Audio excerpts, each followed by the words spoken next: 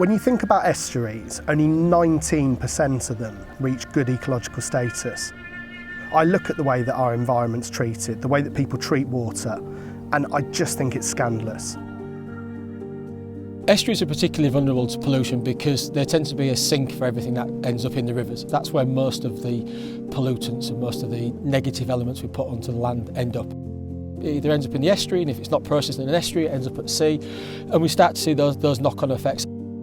Estuaries are both nurseries for many commercially important species, but not only that, they're also highways for loads of our protected species. So that could be shad, salmon, sea trout and eels. They're really important not just to us as, say, recreational fishermen and anglers, but also to the wider environment. The Angling Trust Water Quality Monitoring Network is expanding into estuaries. Now, based on the success of the network running through freshwater catchment areas, we have secured funding for a pilot taking place on the River Ribble. If successful, we'll look to roll this out nationally because we understand how crucial estuaries are. There's 155 estuaries in England and Wales and Scotland, and not 155 are monitored. So having that local interest and that local buy-in will help us to develop and build that wider network. Even in academia, there's a severe lack of knowledge on what happens in our estuaries, and they're very understudied compared to both rivers and open coast. What we've seen from the Water Quality Monitoring Network in freshwater is because we've had such a huge uptake from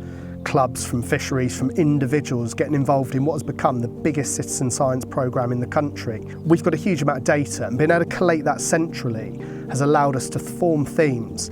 So not just going to government and regulators with this, but we've actually met with water companies who have agreed to focus their infrastructure spending on critical areas to anglers where our data is showing there's a real problem. Now, estuaries are a massive gap.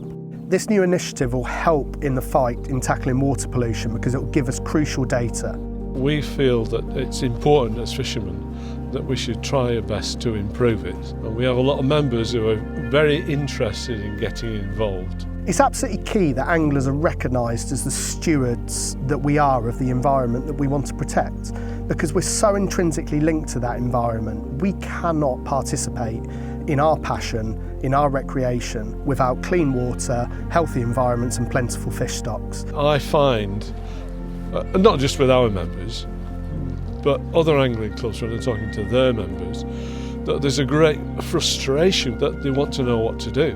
And like the Angling Trust, for instance, gives them a direction of what to do. Anglers and clubs can support in a couple of ways, really simply.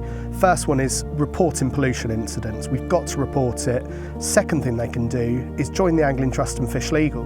We're fighting for fish and the environment. We're working to influence policy at a government level. So if you really want to support in those areas, join the Angling Trust and Fish Legal and report those pollution incidents when you see them. People forget about their local estuaries. They've just been abused for a long time, and I think that's the challenge, is getting that the local buy-in and getting people to engage with it. So anglers really are the guardians of both rivers, estuaries and the coasts, and they speak for fish and environments that can't speak for themselves. What the Angling Trust and Fish Legal do is give a powerful collective voice to all of the anglers across the UK. As a collective of anglers or interested citizens, that's where we make meaningful difference. Success to this initiative probably has two different views. The first for the initiative specifically is that the pilot's successful, that it can roll out nationally, and we build a network of clubs and of individuals who, like we've done in freshwater, are able to feed in data to the biggest group of citizen scientists in the country, which has become anglers, which is frankly fantastic. The second side to that is, what does the real success look like in terms of the environment, in terms of the fish, because ultimately that's got to be the end game. And what we'd like to see, and what I think anglers all want to see, is cleaner environments, more plentiful fish stocks, and better protection for our environment.